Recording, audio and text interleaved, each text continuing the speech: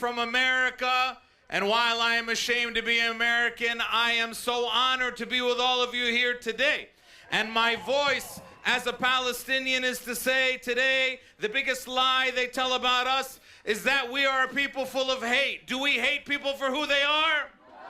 No, we love everybody. We hate occupation, we hate apartheid, we hate racism. We love, and as a Palestinian today, it's important for me to say that I love my Irish brothers and sisters, that I love my Lebanese brothers and sisters protecting the north of our country, that I love our Yemeni brothers and sisters who put a little toll plaza in the Red Sea, that I love our South African brothers and sisters who fought in the court of justice, and that we love the students in America standing up. And I say to them, as I say to all of you here today, I am very honored to be with all of you and my fellow enemies of the state.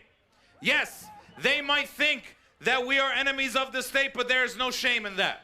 Martin Luther King was an enemy of the state. Malcolm X was an enemy of the state.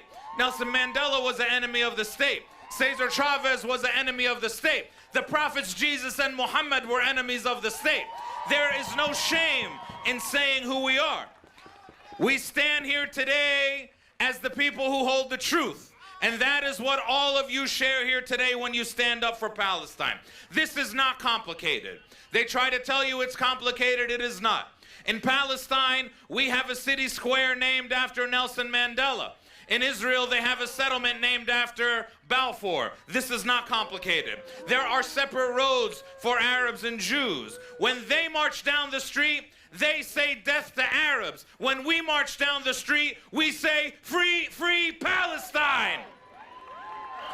This is not complicated. And so our message as people around the world, and especially me, to Genocide Joe, in fact, let's let him hear it in London. Genocide Joe! Genocide Joe! Genocide Joe! Our message is that November is coming. You think you can scare us with Donald Trump? We have survived 75 years of genocidal Israel. 4 more years of that idiot Trump does not scare us at all.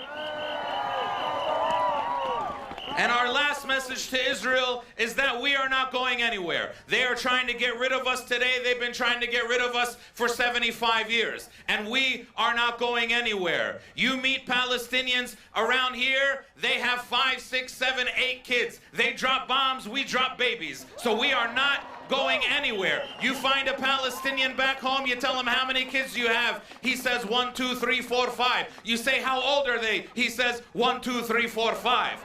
We are not going anywhere. The hospitals in Gaza today are full of our martyrs, but 9 months from now, they will be full of our mothers having more children.